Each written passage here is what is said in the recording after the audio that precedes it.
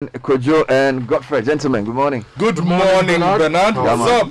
I'm looking forward to the weekend. Oh yeah. Looking good in that Nalem top. Yeah. Oh yeah, I like Made it. in Ghana. I like it. Oh yes. These days, most of what I wear is made in Ghana, I like it. including even the suits. You are walking the talk. I'm talking the walk. Oh yeah, Bema. Gonna walk the talk. You gonna walk the talk. Yeah. You gonna walk the To talk. quote Rasnini. Powerful stuff. it. All right, guys. So what are we getting into today? What are the stories for the Well, Madam Jean Mensah is on the front page of the Ghanaian Times. Okay. She's also in other newspapers this morning. Okay, what's she talking about? Well, for the Ghanaian Times, the headline says EC exceeds target, registers over 15 million voters so far. Yes. I'm sure of victory in December polls. President Akufo-Addo.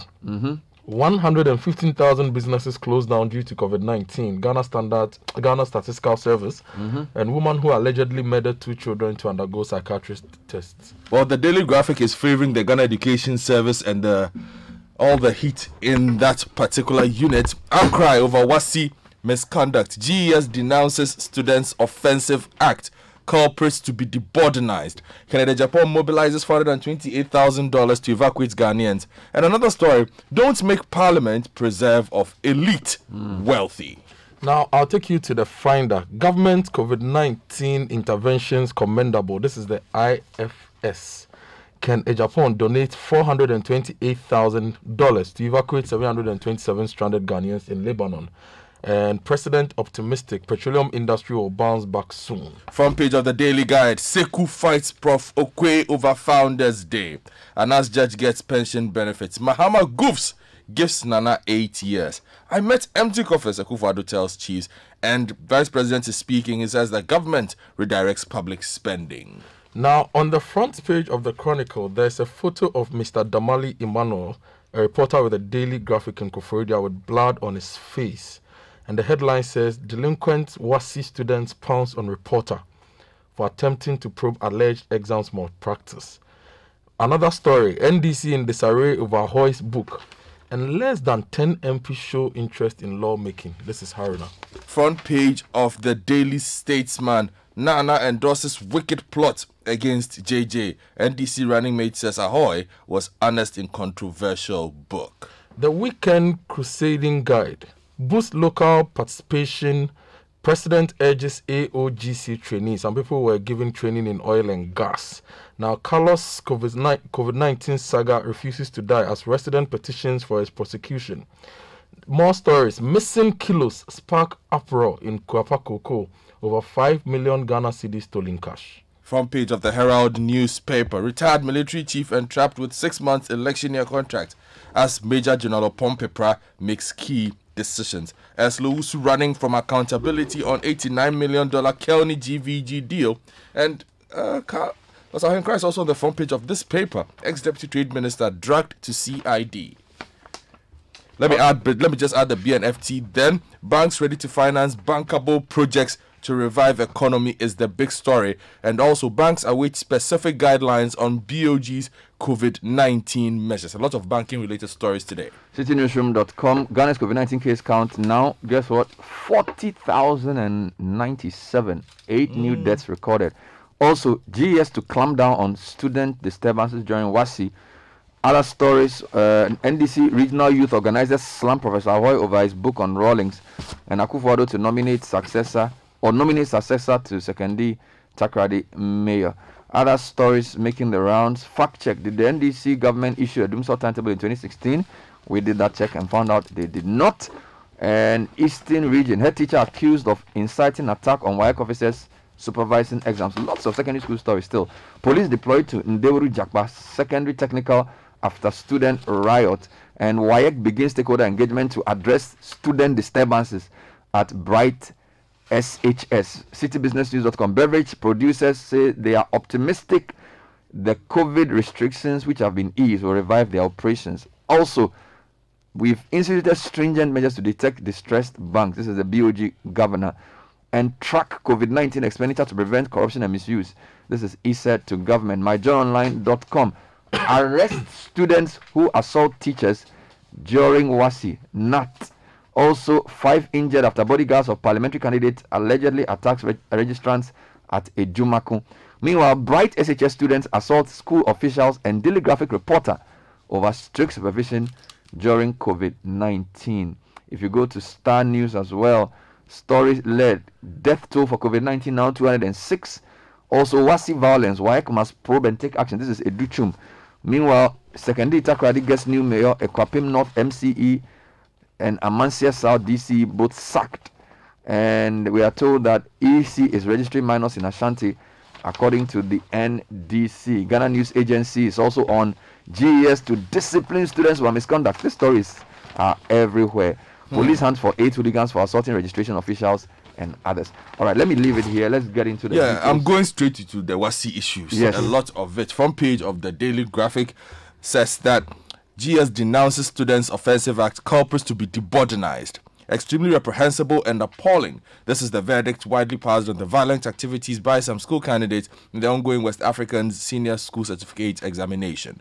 Leading the condemnation are the Ghana Education Service and the National Commission for Civic Education, with the GS hinting of some tough actions against the perpetrators of the acts. Now, in viral videos, some of the students were seen destroying school property, while others rained insults on school authorities for making the examination difficult for them. For instance, some students of Chinebo Akodia Senior High School at Kumewu and Jabin Senior High School, both in the Ashanti region, went on the rampage against school authorities for being too strict on them on the first day of the examination.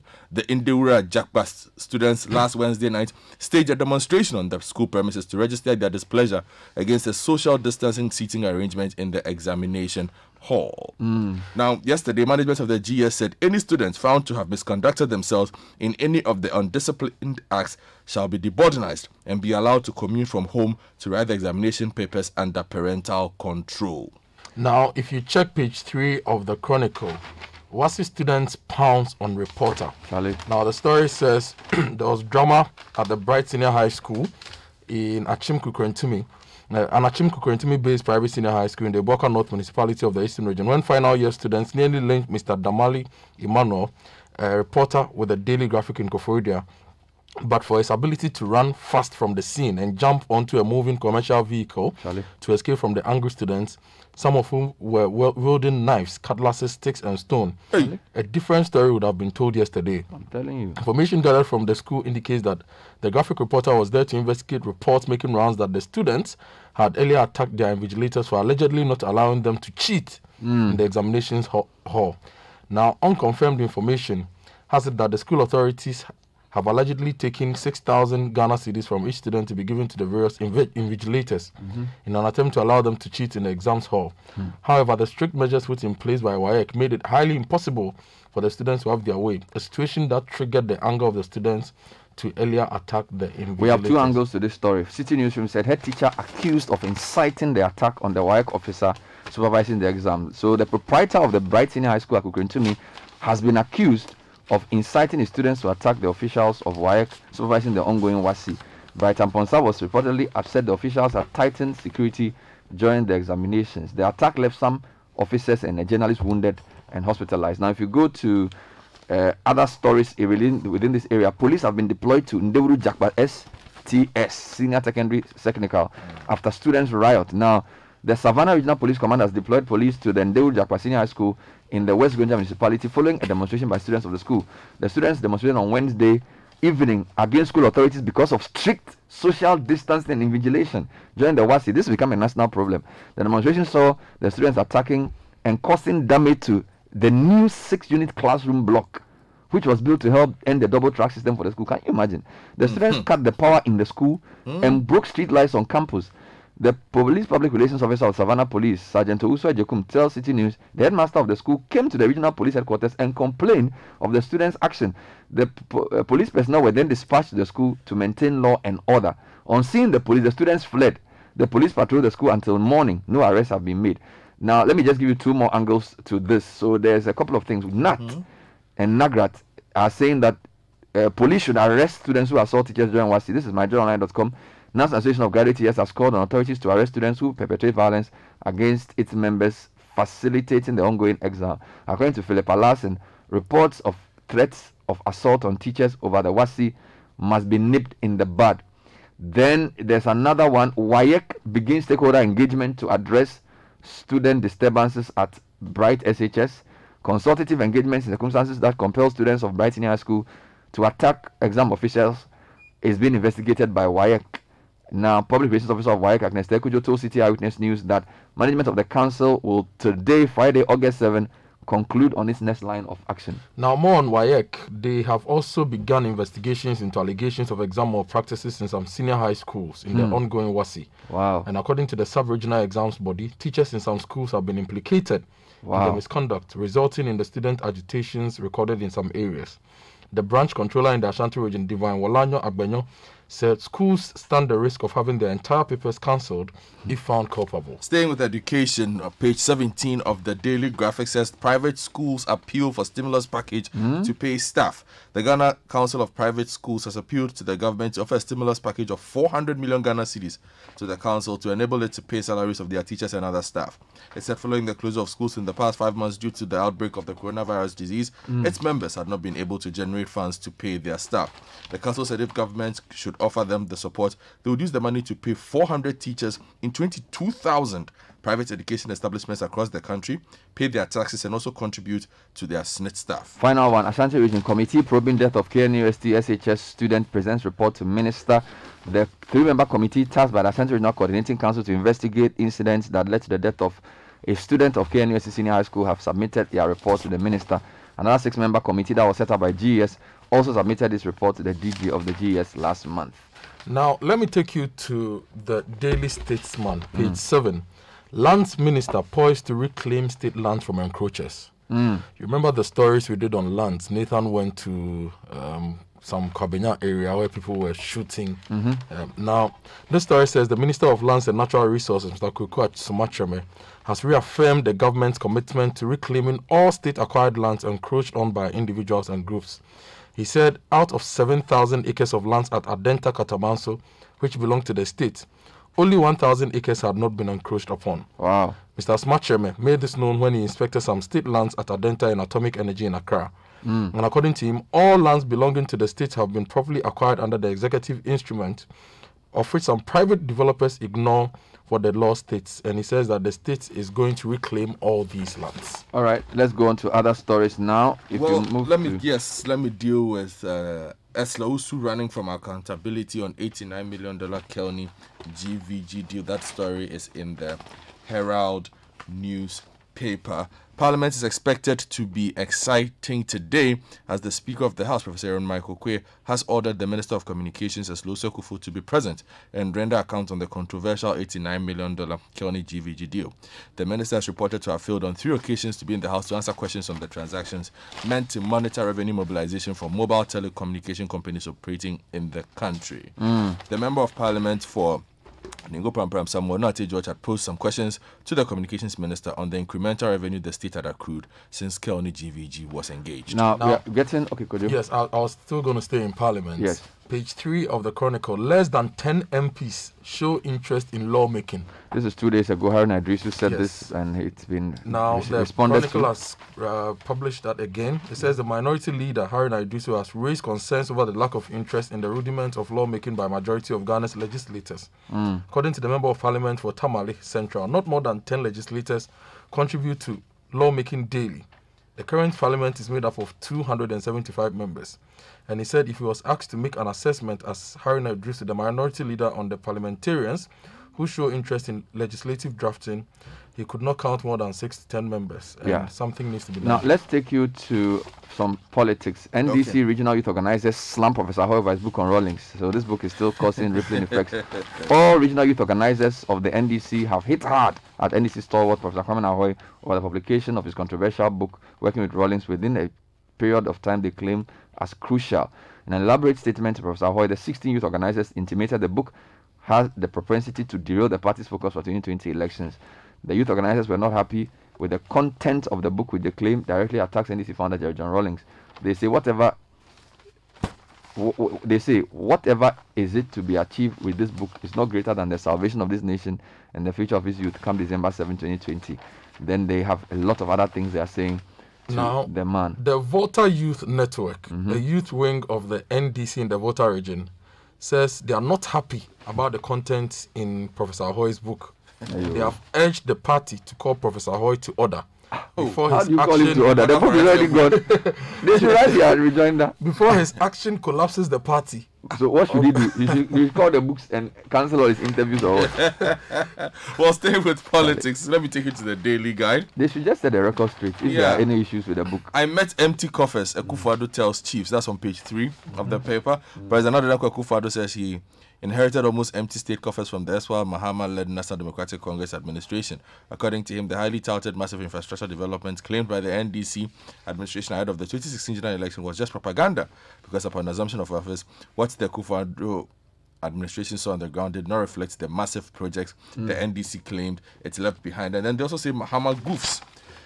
Gives Nana 8 years. Yes, I told you about that yesterday. He went to Today's on the front page of register that and story. he was giving a speech. And I don't know what came over him. He kept talking about 8 years of yeah. NPP, 8 years of failed promises. Yes, and Mahama is also in the Chronicle. The headline says, "I'll protect Ghanaians from COVID-19." Okay. And Maxwell Ofori writes that the flag bearer of the opposition NDC, John Dramani Mahama, has promised he will do the extraordinary to guard Ghanaians against the novel coronavirus pandemic, which has sent the world's most powerful nations to their knees.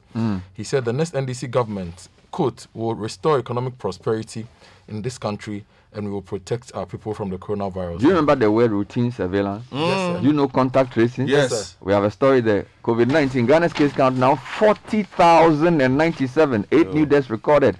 The Ghana Health Service has confirmed 455 new positives of COVID-19, increasing the country's total case count to 40,097. 8 new deaths have also been recorded, pushing the number of fatalities to 206. This was confirmed in the latest update by the Ghana Health Service, published on its website today. And per the update, the number of people who have recovered is 36,636. Active cases 3,253. So that's the latest figure for you. And there's a report that says that non-adherence to safety protocols major challenge in COVID-19 fight. And this research was conducted by the College of Health and Wellbeing at Kintampo in the Bono East region.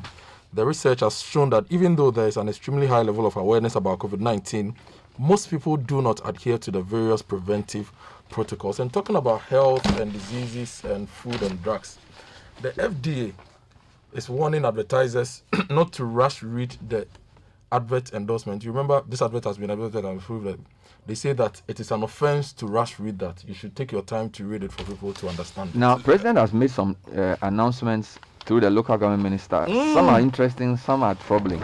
Sekendi Takrady gets new mayor. Akwapim North MC sacked. Amansia South DC also sacked. So The Capim North one is a bit it's baffling, yes. baffling. Now the president has nominated a former Takrady constituency chairman of MPP, Abdul Mumin Issa, as the new MC for Sekendi Takrady. The nomination of Chairman Moon, as he's affectionately called, comes following the unfortunate demise of the late mayor Anthony K.K. Sam. In a statement, local government minister Hajia Alima Mahama directed the regional minister Ochredakun to oversee the confirmation of the president's nominee. Meanwhile, the Kwapim North MCE, who's in the person of Dennis Abuaje. has been replaced. And then the Amansia South DC, who Galamzima. was what's the word to use, endorsing Galamsey, has also been sacked. That's so good. those are the 3 new appointments. That's very good news. We've been told. So one of them is new. One of them was seen to be doing very well and he's been replaced. And the other was seen to be supporting Galamsey. Yes. And he's also been So it's called the good, the bad, the ugly. All are in one story. Well, let me give you something good as well from page 20 of the Daily Graphic. Kennedy Japan mobilizes $428,000 to evacuate Ghanaians. Really? The Member of Parliament for Asin Central, Mr. Kennedy Ohene Japan, has presented $428,650 to the Ministry of Foreign Affairs and Regional Integration to support the evacuation of more than 700 stranded Ghanaians in Lebanon. Mr. Japan contributed $200,000 himself, while he mobilized the restaurant appeal he launched for other Ghanaians to support the initiative. Well, we'll commend him for that. But NDC Sami Jemfi has filed a criminal complaint against him at the CID headquarters. This is myjournalline.com. The NDC officer for communication has filed a criminal complaint against the legislator for Asin Central. Sami Jemfi's action follows alleged threats issued by Kennedy Japan during an interview on Asempa FM. In a suit cited by Joy News and signed by A, B, and M legal consultants, Sami Jemfi alleges that Kennedy Japan had threatened to cause him harm or death through thugs under his control and direction. While speaking in the Twi language on the said program, Mr. Japan stated, among other things, that if our client does proceed with his advocacy on national issues in a particular way, he shall, in a matter of 3 seconds, organize his thugs to beat and finish our client mercilessly. Part of the complaint read. Now, I want to give you quick fact check stories. Okay. Okay, So then I'll on take you Citi to Newsroom, railway. there was a sort of claim by Gabi Ochedakun about NDC having Doomsaw from 2009 to 2016 with the Doomsaw timetable. Now, Citi News, working with another fact-checking organization, have found out that the claim made by Gabi in his statement was not true. So basically, it says that, let me just give you the highlights. A leading member of the MPP, Ochedakun, claims that Ghana experienced major power outages, Doomsaw, in 2016, and the NDC government published a power rationing schedule to that effect. The verdict is that this is mostly false, that there were major power outages in Ghana in 2016, but we found no evidence to suggest that a load shedding schedule was published that year, as suggested by Mr. Ochedakun. So that's on Citi News. Then if you go to Star News, they also have a fact-checker story, claim that the University of Environment and Sustainable Development started an Akufo-Addo is false. Again, the president yesterday commissioned the main campus of University of Environment and Sustainable Development in Somanya. However, before the commissioning, the NDC in Yellow Krobo issued a statement asking the president not to revisit his usual habit of taking credit for what he had no hand in doing. So the station also did a fact check and found out that indeed there were documents to show that the project started in 2012, 2013, before it was finally commissioned a couple of days ago. Well, let me give you a quick story from the business pages. Banks ready to finance bankable projects. It's on page 3 of the BNFT. Banks in the country are ready to finance projects and programs in the private and public sectors with potential to revive the economy irrespective of COVID-19 prevalence.